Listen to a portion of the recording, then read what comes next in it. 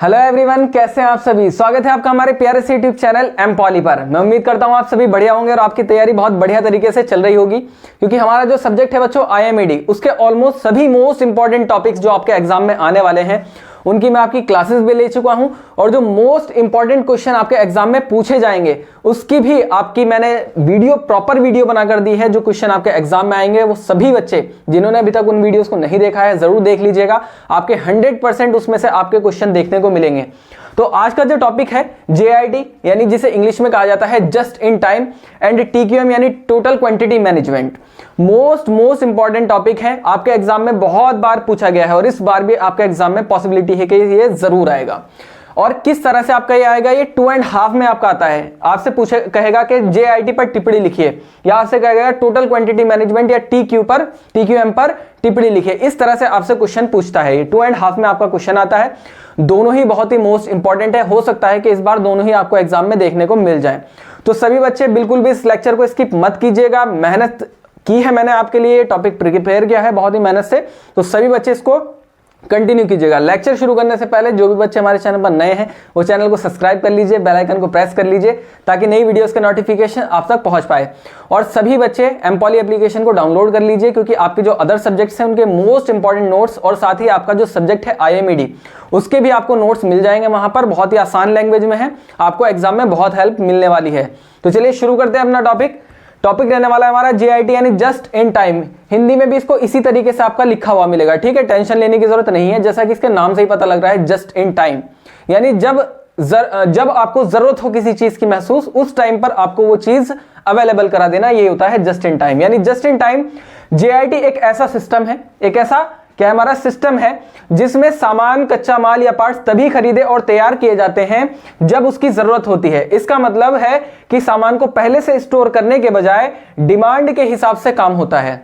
यानी it means आपकी जो डिमांड है उसके हिसाब से काम होगा। इसमें सामान स्टोर करने की जरूरत बिल्कुल नहीं पड़ती है कि सर पहले से ही सामान लाकर रख दिया बहुत सारा और क्या कर रहे हैं, उसके बाद उसको यूज में ला रहे हैं। पहले से सामान अगर स्टोर किया जाएगा तो उसमें क्या होती है, सामान के बर्बाद होने की, पैकेजिंग का, बहुत सारी चीजों का कॉस्ट आपको देना पड़ता है। तो JIT कह रहा है जब आपको जरूरत पड़े कच्चे माल की या किसी भी पार्ट्स की या कोई भी आपका जो इक्विपमेंट है उसकी जरूरत पड़े, ऑन टाइम उसको मंगा लो और भैया आप क्या है अपना काम चला लो। जैसे कि फॉर एग्जांपल मैं जनरल लाइफ से रिलेटेड एग्जांपल देने वाला हूं। आज जो हमारा टॉपिक रहने वाला है इसमें हम सिर्फ जनरल लाइफ से रिलेटेड सारे एग्जांपल्स पर देखेंगे इसको, ठीक है। जैसे कि आप पिज्जा ऑर्डर करते हैं बहुत लोग हैं जो पिज्जा ऑर्डर करते हैं। अब पिज्जा जब आप ऑर्डर करते हैं, क्या पहले से ही जो आपने पिज्जा ऑर्डर किया था क्या पहले से ही बना हुआ होता है? नहीं मेरे भाई, वो पहले से तैयार नहीं होता है, वो पहले से रेडी नहीं होता है। जितना भी आटा होता है आपका, डोपिंग्स होती हैं आपकी, और जो बेकिंग प्रोसेस होता है, ये सारा का सारा बच्चों आपका तभी होता है जब आप ऑर्डर करते हैं। तो इससे क्या होता है, एक तो वेस्टेज बच जाता है, सामान के खराब होने की संभावना बच जाती है। हाथ के हाथ आपका आटा जो है वो गूंदा जाएगा, उसकी डोपिंग्स की जाएगी, उसके बाद उसको बेक किया जाएगा ओवन में, और देन आपका जो है पिज्जा आपका रेडी करके आपके घर पहुंचाया जाता है। यानी जब आप ऑर्डर करते हैं तभी आपका पिज्जा क्या होता है, तैयार होता है। तो यही एक जनरल लाइफ से रिलेटेड हमारा JIT का एग्जाम्पल है। यानी जब जरूरत हो तब क्या है, चीजों को अवेलेबल कराना। तो यही है हमारा JIT, यानी कोई भी कच्चा माल है या कोई भी आपको पार्ट्स लाना है, जब आपको जरूरत पड़े तब उसको अवेलेबल करा दीजिए, ठीक है। इसका सबसे अच्छा एग्जांपल है टोयोटा कंपनी, जो कार्स वगैरह मैन्युफैक्चर करती है टोयोटा, वो सबसे अच्छा एग्जांपल है। सबसे पहले JIT का यूज उन्होंने ही किया था। तो वो क्या करती है, पार्ट्स को ऑन टाइम मंगाती है और उसको क्या करती है, अपने प्रोडक्ट को प्रिपेयर करती है और मार्केट में सेल कर देती है। यही हमारा JIT। अब इसमें आपसे सबसे पहले उसकी डेफिनेशन लिखनी है आपको, उसके बाद आपको उसकी इंपॉर्टेंस लिख देनी है। इंपॉर्टेंस क्या है, एडवांटेजेस, डेटा। अगर आपका 5 नंबर में आ जाता है, वैसे तो आपसे मैक्सिमम आपसे टिप्पणी पूछेगा, तो आप JIT की डेफिनेशन और उसकी इंपॉर्टेंस लिख दीजिएगा। लेकिन अगर 5 से ज्यादा में आता है तो किस तरीके से लिखेंगे, चलिए समझ लेते हैं।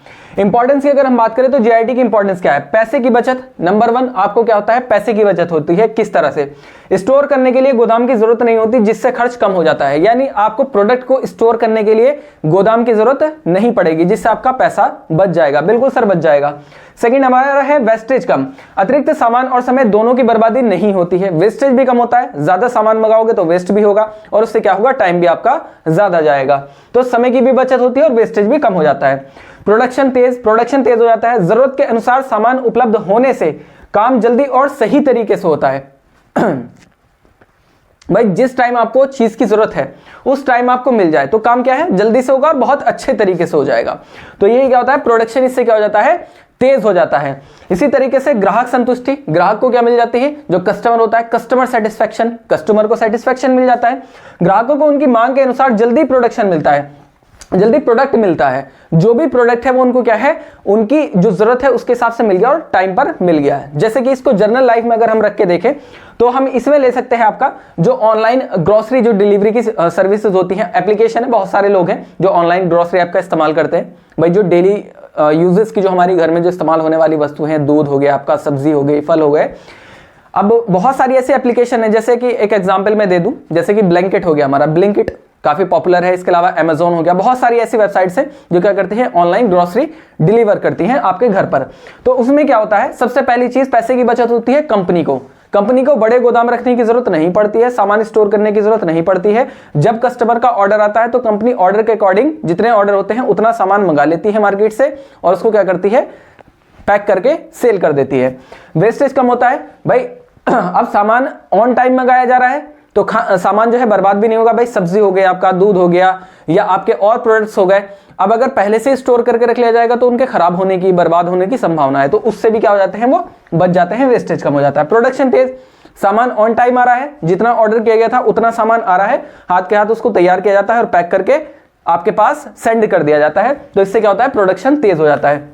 ग्राहकों को संतुष्टि मिल जाती है, भाई ताजा सामान आपको ऑन टाइम मिल रहा है तो कस्टमर भी सेटिस्फाई हो जाता है। तो इस तरह से JIT का यूज करती हैं जितनी भी ग्रोसरी ऐप है या और एप्स हैं जो क्या करती हैं, डेली लाइफ रूटीन में क्या करती हैं, जब जरूरत हो और उस जरूरत के सामान को प्रोवाइड कराती हैं। तो ये हमारा JIT का एग्जाम्पल था इंपॉर्टेंस में। नेक्स्ट हम बात करते हैं एडवांटेजेस के बारे में, क्या फायदे हैं, इसके एडवांटेजेस क्या हैं। तो नंबर 1 है आपका कम खर्च। कम खर्च क्या है, गोदाम की जरूरत नहीं होती जिससे स्टोरेज का खर्च बच जाता है। बिल्कुल सर, कम खर्च होता है इसमें। दूसरा, ये आपका एडवांटेज भी होगा और आपकी इंपॉर्टेंस में भी आ जाएगा, ठीक है। सेकंड, गुणवत्ता नियंत्रण, क्वालिटी कंट्रोल, क्वालिटी कंट्रोल। सिर्फ जरूरत के हिसाब से काम होने से उत्पाद की गुणवत्ता अच्छी रहती है। सिर्फ जरूरत के हिसाब से अगर काम होगा तो उससे क्या होगी, क्वालिटी क्या होगी, बढ़िया हो जाएगी। थर्ड, हमारा लचीला सिस्टम, फ्लेक्सिबल सिस्टम होता है इसमें। मार्केट की मांग बदलने पर प्रोडक्शन को आसानी से एडजस्ट किया जा सकता है, यानी जो मार्केट की डिमांड है उसके हिसाब से प्रोडक्ट को, कि भाई कौन सा प्रोडक्ट कब बेचना है, कौन से प्रोडक्ट को मार्केट में कब परचेज करना है, या कस्टमर की डिमांड क्या है उसके हिसाब से प्रोडक्ट हमें अपनी शॉप पर रखना है। इसी तरीके से पर्यावरण के अनुकूल, कम वेस्टेज के कारण पर्यावरण को नुकसान नहीं होता, पर्यावरण को भी नुकसान नहीं होता। भाई वेस्ट नहीं हो रहा है, मटेरियल वेस्ट नहीं हो रहा है, पैकेजिंग का जो है हमारा कॉस्ट घट रही है और पैकेजिंग का जो प्रोसेस है वो खत्म हो रहा है। तो यही क्या है, पर्यावरण के क्या है, अनुकूल भी है। जैसे कि इसको भी हम जनरल लाइफ से समझते हैं, जनरल लाइफ से रिलेट करते हैं। जैसे कि आपका हम ले सकते हैं होम कुकिंग, घर पर खाना बनाते हैं, सभी लोग बनाते हैं, हमारी माँ बहनें, हमारी जो पेरेंट्स हैं जो खाना बनाते हैं घर पे, हम भी कभी कभी बना लेते हैं, है ना। तो उसमें क्या होता है, जैसे कि सबसे पहले खर्च कम, जितनी जरूरत है उतना सामान लेकर आएंगे घर पर अगर हमें खाना बनाना है।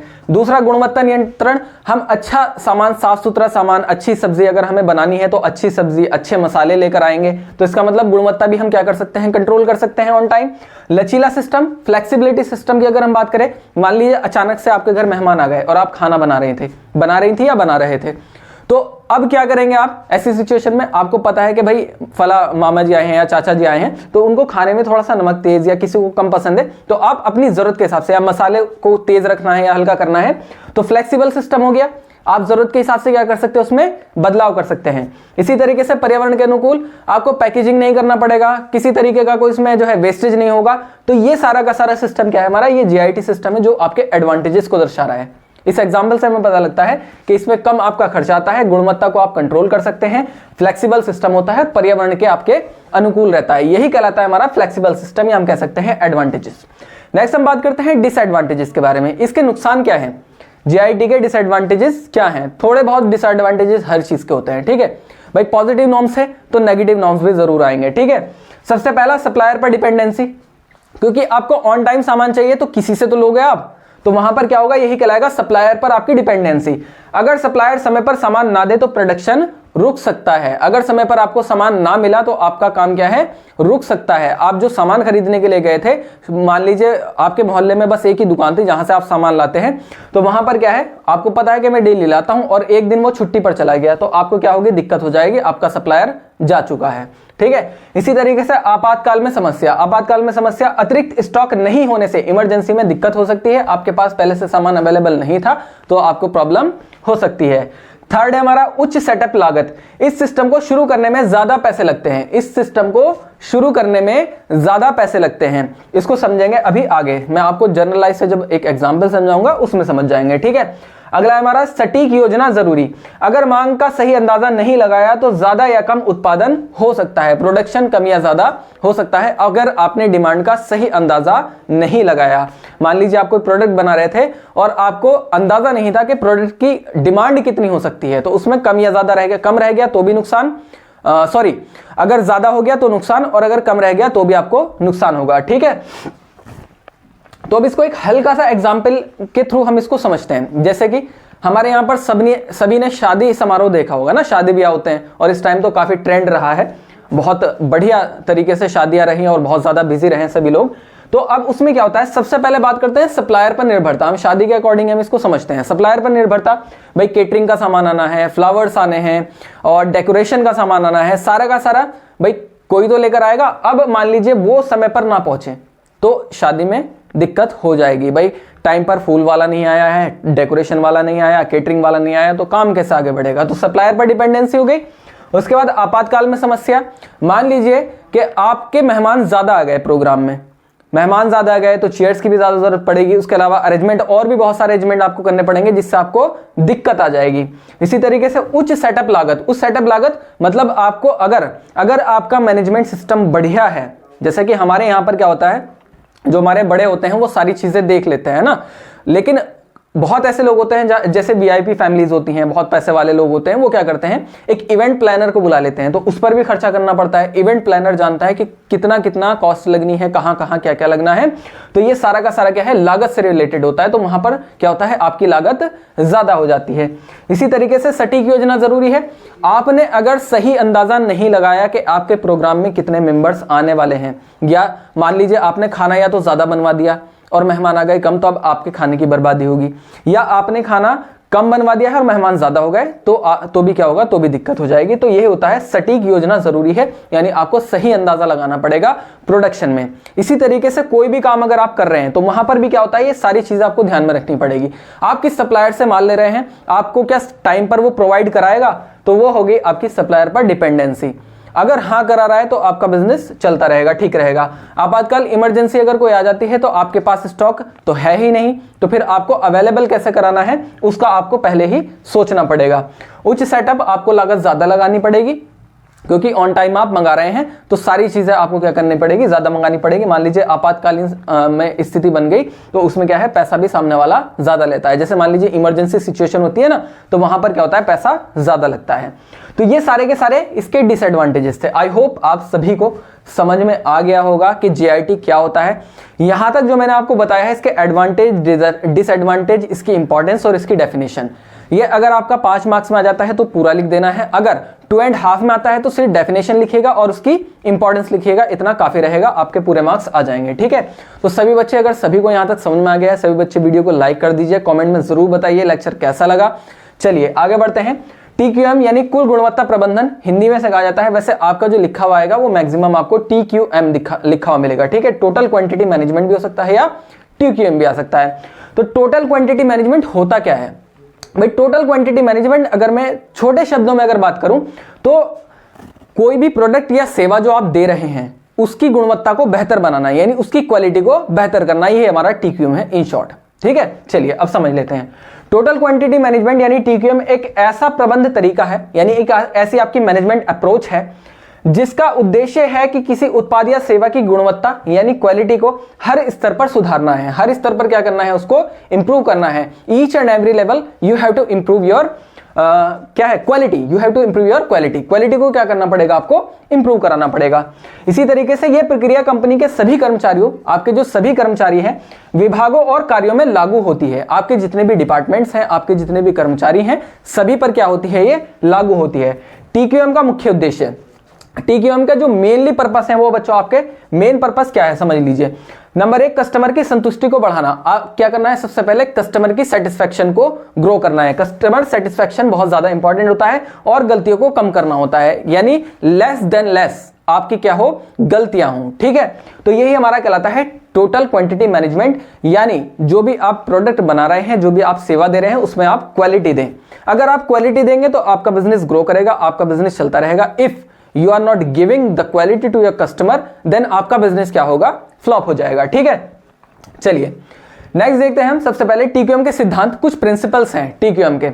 अगर पूछ लेता है आपसे 5 मार्क्स में, 5 मार्क्स में या उससे 5 मार्क्स में पूछ लेता है तो आपको क्या करना है, पूरा लिखना है। ठीक है, अगर आपसे पूछता है कम में तो मैं आपको बता दूंगा, सिद्धांत को आपको स्किप करना है, आपको एडवांटेज और डिसएडवांटेज लिखना है अगर आपसे टिप्पणी पूछ लेता है। ठीक है, चलिए इसके सिद्धांत को देख लेते हैं। सबसे पहला है हमारा ग्राहक पर ध्यान केंद्रित करना, यानी कस्टमर फोकस। नंबर 1 प्रिंसिपल यही है हमारा टीक्यूएम का, टोटल क्वांटिटी मैनेजमेंट का जो पहला प्रिंसिपल है। अगर आप कोई सर्विस दे रहे हैं या आप कोई प्रोडक्ट बना रहे हैं तो सबसे पहला आपको क्या करना पड़ेगा, सबसे पहले आपको पहला पॉइंट है आपको कस्टमर फोकस। सबसे पहला आपका क्या है, कस्टमर पे फोकस होना चाहिए, यानी ग्राहकों की जरूरतों और संतुष्टि को प्राथमिकता देनी है, प्राथमिकता दी जाती है। तो कस्टमर क्या चाह रहा है, आपका बिजनेस आपकी सर्विस से कस्टमर क्या चाह रहा है, यही सबसे मोस्ट इंपॉर्टेंट होता है हमारा टीक्यूएम में। नेक्स्ट हम बात करते हैं सभी की भागीदारी, टोटल एम्प्लॉय इन्वॉल्वमेंट जरूरी है। कंपनी के हर कर्मचारी की भूमिका महत्वपूर्ण होती है। जो भी कंपनी है, एवरी जो हमारा एम्प्लॉय होता है उसकी कंपल्सरी जिम्मेदारी होती है और वो क्या कर सकता है, उसे क्या करना है, कंप्लीटली रोल प्ले करना है अपना, जो उसको दिया गया है बिजनेस में। थर्ड है हमारा प्रक्रिया में सुधार, यानी प्रोसेस इंप्रूवमेंट। प्रोसेस इंप्रूवमेंट क्या होता है, हमारा हर प्रक्रिया को बेहतर बनाने पर ध्यान दिया जाता है। एवरी प्रोसेस को क्या किया जाता है, बेहतर बनाने पर ध्यान दिया जाएगा। कोई कमी आ रही है, बीच में कोई प्रॉब्लम फेस करनी पड़ी है, उस प्रोसेस को समझकर उसे बेहतर बनाना पड़ेगा आपको। सुधार की निरंतरता, कंटिन्यूअस इंप्रूवमेंट आपको करना पड़ेगा, यानी लगातार नई तकनीकों और तरीकों में सुधार किया जाता है। आपको लगातार यानी कंटिन्यूअसली आपको क्या करना पड़ेगा, जो आपके तरीके हैं उनको इंप्रूव करना पड़ेगा, उनको बेहतर बनाना पड़ेगा। फॉर एग्जाम्पल आपको एक छोटी सुपरमार्केट खोलना चाहते हैं, ठीक है, या खोल रहे हैं, या आपने खोल ली है, चलिए खोल ली है, आपने एक छोटी सुपरमार्केट खोली जिसमें आपके काफी सारे एम्प्लॉयज है जो काम कर रहे हैं, आपके सेल्स पर्सन हैं, आपके मैनेजमेंट पर्सन हैं, इसके अलावा आपका जो है स्टाफ है बहुत सारा। तो वो सारे के सारे क्या कर रहे हैं, सबसे पहला ग्राहक पर ध्यान केंद्रित करना है, कस्टमर को फोकस करना है। आपके पास एक कस्टमर आता है जिसको मान लीजिए आपके जो आपने सुपरमार्केट खोली है छोटी सी, उसमें आप भूल गए टूथब्रश रखना, तो एक कस्टमर आया उसको टूथब्रश चाहिए था, आपने नोटिस नहीं किया, उसके बाद दूसरा आया, तीसरा आया, आपने नोटिस कर लिया। तो ये क्या है, कस्टमर फोकस। अगर आप पहले पे ही कर लेते तो जो बाद के दो आए थे उन्हें मिल जाता। तो यही चीज होती है आपकी कस्टमर फोकस। कस्टमर की डिमांड क्या है, कस्टमर सेटिस्फाई हो रहा है या नहीं। आपकी सुपरमार्केट में अगर कस्टमर आया है तो उसको प्रोडक्ट आपका मिलना चाहिए, बशर्ते यह है कि वो प्रोडक्ट क्या है, मोस्ट पॉपुलर हो। ठीक है, नेक्स्ट हमारा सभी की भागीदारी, जितनी भी एम्प्लॉय हैं वो अपना काम प्रॉपरली करे। अकाउंटेंट अपनी जगह पर हो और जो हमारी लेबर्स है वो अपनी जगह पर हो, जो हमारे सेल्स पर्सन है वो अपनी जगह पर हो। ऐसा ना हो कोई कहीं भागा फिर रहा है, कोई कहीं भागा फिर रहा है। तो सबकी भूमिका इंपॉर्टेंट होती है, सबको अपना रोल प्ले करना पड़ेगा। प्रोसेस में इंप्रूवमेंट लाना पड़ेगा। किसी कस्टमर को कोई चीज नहीं मिल रही है तो जो वहां पर जो आपके कर्मचारी हैं, जो आपके सेल्स पर्सन है या जो और स्टाफ आपने लगाया हुआ है, आप उनको समझा के रखें कि अगर कोई कस्टमर कुछ ढूंढ रहा है या परेशान दिख रहा है तो आप तुरंत जाएं, उससे पूछे सर आपको क्या चाहिए। ठीक है, तो इस तरीके से क्या है, ये कहलाता है प्रोसेस इंप्रूवमेंट। नेक्स्ट, निरंतरता के साथ आपको क्या करना पड़ेगा, सुधार लाना पड़ेगा अपने बिजनेस को में क्या करना पड़ेगा, सुधार लाना पड़ेगा। यानी इट मींस मान लीजिए किसी कस्टमर को किसी प्रोडक्ट से एलर्जी है या कोई ऐसा प्रोडक्ट है जो आपने रख रखा है जो लोग बहुत ज्यादा नापसंद करते हैं, तो आप उसको वहां से हटा दीजिए। तो यही क्या होता है, निरंतरता में आपको सुधार लाने पड़ेंगे। या आपका फ्लोर गंदा रहता है या कुछ भी है XYZ जिससे कस्टमर को क्या होती है, दिक्कत होती है, तो आपको इंप्रूवमेंट लाते रहना पड़ेगा। यही हमारे मुख्य प्रिंसिपल जो आपको ध्यान में रखने पड़ेंगे। ये मैं आपको बता रहा हूं, अगर 5 मार्क्स का आपका आता है तो आपको लिखना है, अदरवाइज आपको सिद्धांत लिखने की जरूरत नहीं है। चलिए नेक्स्ट अब देख लेते हैं टीक्यूएम के एडवांटेजेस, यानी टोटल क्वांटिटी मैनेजमेंट के हमारे फायदे क्या होते हैं। नंबर 1, गुणवत्ता में सुधार। उत्पाद या सेवा की गुणवत्ता बेहतर होती है। गुणवत्ता में सुधार लाना नंबर 1 तो यही है इसका फायदा।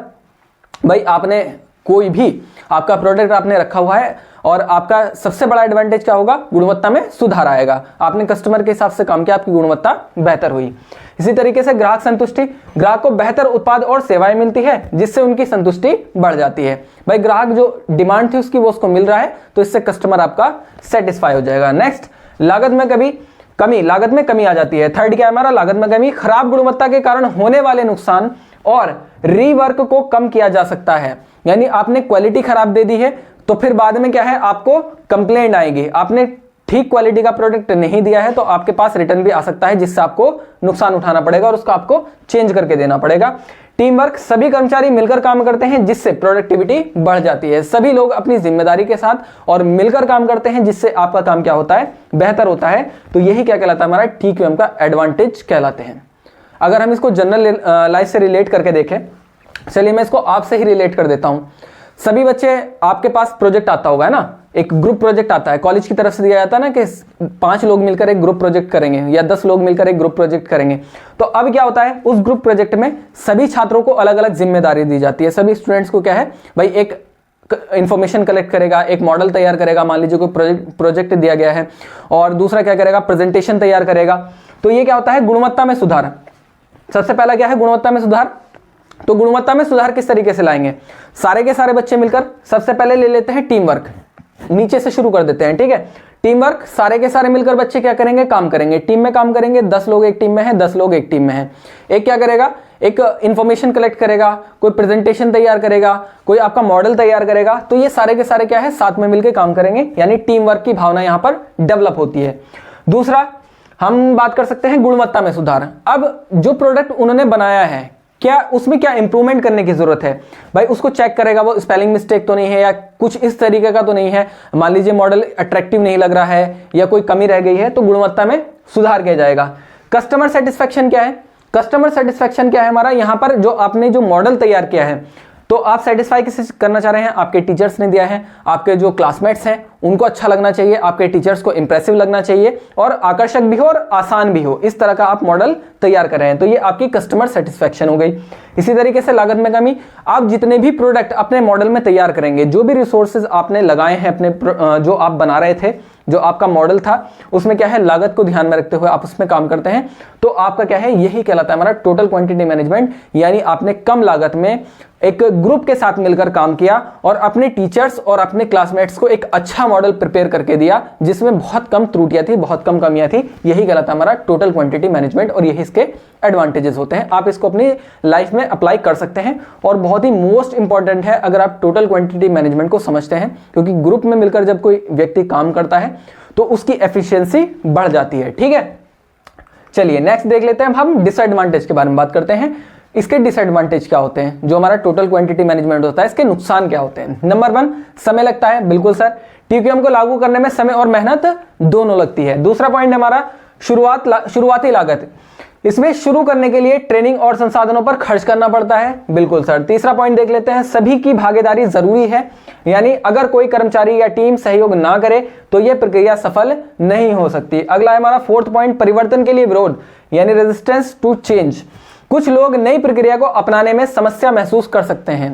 भाई कहते हैं ना, बदलाव हमेशा क्या मांगता है, बदलाव हमेशा विरोध मांगता है। जब जब बदलाव होता है तब तब क्या होता है, विरोध होता है। कहीं पर भी कोई भी बदलाव, आज से पहले मान लीजिए एक साइंटिस्ट है, मैं अक्सर एग्जाम्पल जो है उन्हीं का देता हूं, न्यूटन। उन्होंने बल्ब बनाया।